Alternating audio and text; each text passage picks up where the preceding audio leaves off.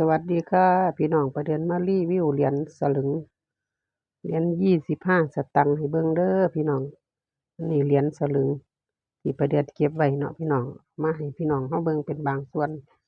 ผู้ใดมีก็เก็บไว้เด้อพี่น้องเหรียญสลึงเหรียญเก่าของรัชกาลที่9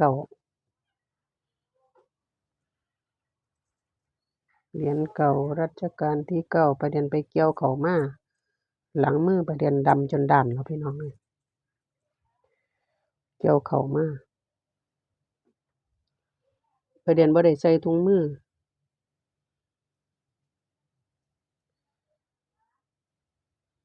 อันนี้เหรียญสลึงเด้อพี่น้องเป็นพ.ศ. หลายพ.ศ. อยู่พี่น้องมันอันน้อยหลายประเด็นก็มองบ่ค่อยเห็นปานใดนี่ก็หลายพ.ศ. อยู่เนาะ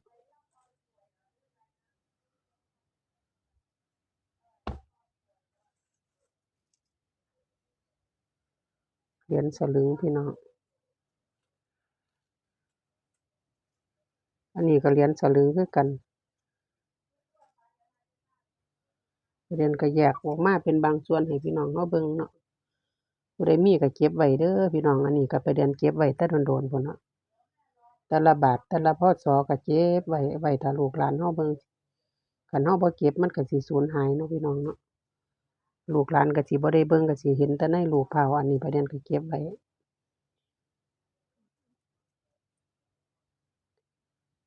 เหรียญสมัยแต่ก่อนนี่คันผู้ใดเกิดทันก็ได้ใช้เหรียญแบบนี้เนาะพี่น้องเนาะได้ใช้เหรียญของพระบาทสมเด็จพระเจ้าอยู่หัวเหรียญสลึงทองเหลืองทองแดงก็มีคือกันในเหรียญสลึงพี่น้องมีเทิงทองแดงมีเทิงทองเหลืองสมัยนี้เหรียญเพราะว่าเปลี่ยนรั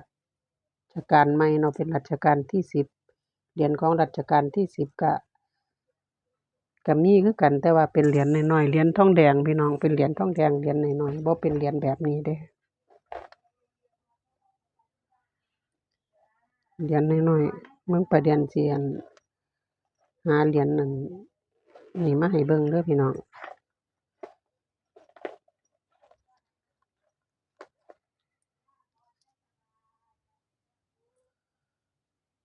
นี่พี่น้องเหรียญนี่เหรียญรัชกาลที่10เป็นเหรียญทองแดงจังซี้ล่ะนี่เป็นเหรียญทองแดงเหรียญน้อยๆจังซี้ล่ะอันนี้รัชกาลที่10เนาะเป็นเหรียญทองแดงอันนี้ของรัชกาลที่9พี่น้องเดี๋ยวนี้เขาเฮ็ดเหรียญน้อยเหรียญน้อยๆหนึ่งเหรียญ50เหรียญสลึงก็น้อยๆหนึ่งพี่น้อง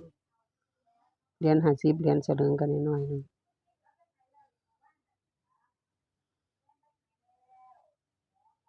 อันนี้เหรียญ50เนาะเหรียญสลึงก็น้อยๆเหรียญ50อันนี้ก็เหรียญ50นี่พี่น้องเหรียญ50เหรียญน้อยๆอันนี้เหรียญของรัชกาลที่9เพราะว่าเพิ่นบ่ผลิตอีกแล้วก็ผลิตเท่านี้ล่ะพี่น้องคันผู้ใดมีก็เก็บไว้เด้อไว้ท่าเบิ่งแต่ว่าประเด็นบ่ซื้อบ่ขายดอกพี่น้องคันว่าบ่ซื้อบ่ขายก็สิตั๋วกันประเด็นซื้ออยู่จากกรมธนารักษ์เนาะพี่น้องเนาะเพราะว่าเวลาเขาเจ้าเฮ็ดเหรียญจั่งซี้ประเด็นก็ซื้อมาจากกรมธนารักษ์แล้วไปจองไว้เวลาเขาเจ้าเปิดจำหน่ายเราก็ไปรอท่าอั่นเอาเงินไปซื้อเหรียญเขาเอิ้นซื้อล่ะเนาะพี่น้องเนาะซื้อเหรียญเนาะก็ซื้อตามกำลังเจ้าของมีล่ะจักเงินบ่มีหลายก็บ่ได้หลายเขาเจ้ามีเงินหลายเขาเจ้าก็ซื้อไปหลายอยู่พี่น้องประเด็นเห็นเนาะตอนประเด็นไปซื้ออยู่อั่นกรมธนารักษ์ผู้ลางคนเขาเจ้าเอาจักว่าจักกล่องเอาแบกไปกี่เฮ็ดนี่ล่ะพี่น้องเพราะว่าคันมีเงินหลายเนาะเพิ่นก็ซื้อไปหลายของมีเงินน้อยก็ได้น้อยประเดือนก็ได้มาส่ำเงินประเดือนมีล่ะเพราะว่าเราซื้อตามกำลังทรัพย์เจ้าของมีเนาะพี่น้องเนาะซื้อเกินกว่านั้นก็บ่ได้น้ำน้อยหอยไต่คือเพิ่นว่าน่ะพี่น้อง เดือนก็ขอบคุณทุกไลค์ทุกเลิฟทุกกำลังแรงใจทุกการติดตามเด้อพี่น้องให้มีแต่ความสุขความเจริญปีใหม่นี้ก็ให้โชคดีมีชัยสุขุสุขคนเดินทางกลับบ้านก็ปลอดภัยโชคหมานร่ำรวยเงินทองปีนี้ก็ปีพศ2568ปีหน้าก็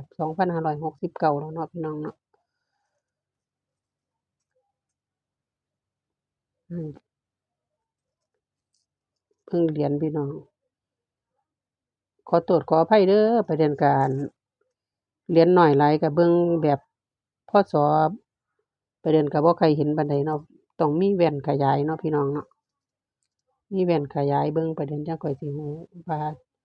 เรียนพศหยังแหน่ก็สิหลายพศแหน่อยู่ล่ะแต่ประเด็น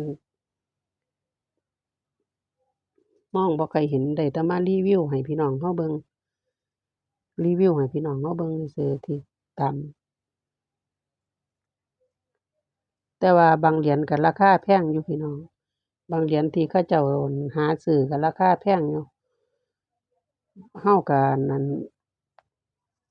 บ่ได้ขายคือเพิ่นว่าน่ะเนาะมีแต่เก็บสะสมไว้ซื่อๆอันนี้ก็เหรียญผ่านการใช้งานแล้วบางเหรียญก็ยังบ่ทันได้ผ่านการใช้งานบางเหรียญก็ยังใหม่อยู่เด้อพี่น้องของประเดือนบางเหรียญก็ยังใหม่บางเหรียญก็เก่าแล้วเพราะว่าประเดือนก็เก็บใส่ถุงพลาสติกไว้เนาะพี่น้องเก็บใส่ถุงพลาสติกจั่งซี้ไว้ซื่อๆบ่ได้อันนั้นปานใดบ่ได้มีกล่องใส่ไว้ปานใดอันนี้เก็บรวมกันไว้เอาไว้ท่าให้ลูกให้หลานเราเบิ่งไปข้างหน้าเหรียญใหม่ก็มีแหน่อยู่พี่น้องเหรียญใหม่เอี่ยมอ่องก็มีอยู่จังเหรียญจั่งซี้เหรียญใหม่เหรียญจั่งซี้เหรียญใหม่เหรียญใหม่ก็เหลี่ยมๆเนาะพี่น้องเนาะเหรียญใหม่ก็เหลี่ยมๆเหรียญ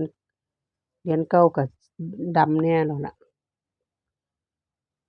มีเทิงเหรียญเก่าเหรียญใหม่ปะปนกันนำ ก็ขอบคุณหลายๆเด้อผิดพลาดประการใดก็ขอโทษขออภัยกราบงามในอ้อมอกอ้อมใจพี่ใจน้องฝากบ้านป้าดวง2ดวงเดือน49 4ขันหาม3ก้อนเสา9หน้า9หลังดวงเดือน MC เพราะว่าประเดือนนั้นตั้งชื่อเป็นภาษาอังกฤษเบิดบางคนก็อั่นบ่ฮู้ว่าชื่อจั่งใดเนาะผู้เขาอ่านภาษาอังกฤษออกเขาเจ้าก็ฮู้ผู้อ่านบ่ออกประเดือนก็เขียนกำกับไว้แต่ละคลิปอยู่เขียนคำว่าป้าดวงเดือนอยู่พี่น้องชื่อภาษาอังกฤษบางคนก็อ่านบ่ออกคือว่าอั่นตั้งแต่ประเดือนแท้ๆก็อ่านภาษาอังกฤษบางตัวก็บ่ออกบางตัวก็ออกคันอ่านบ่ได้ก็ไปแปล Google เอาบางทีก็แปลได้บางทีก็นั่นได้เนาะพี่น้องเนาะแล้วตั้งแต่เหตุการณ์เนาะเพราะว่าเราอ่านบ่ได้เบิดซุตัวประเดือนก็อ่านได้แหน่บ่อ่านได้แหน่นะเพราะว่าประเดือนบ่เก่งภาษาอังกฤษปานใดเนาะพี่น้องเนาะความจำบ่ดีไปเรียนคือกันน่ะแต่ว่าแฮ่งบ่ดีปานใดผิดพลาดประการใดก็ขอโทษขออภัยเด้อพี่น้องกราบงามๆในอ้อมอกอ้อมใจพี่ใจน้องฝากกดไลก์กดแชร์กดติดตามเป็นกำลังแรงใจให้ประเดือนได้เฮ็ดคลิปต่อไปคลิปนี้ก็สิขอจบไว้ส่ำนี้ก่อนเอาไว้ติดตามคลิปหน้า ประเด็นก็บ่ซื้อบ่ขายเด้อพี่น้องขอโทษขออภัยหลายๆสวัสดีค่ะ Thank you so much for watching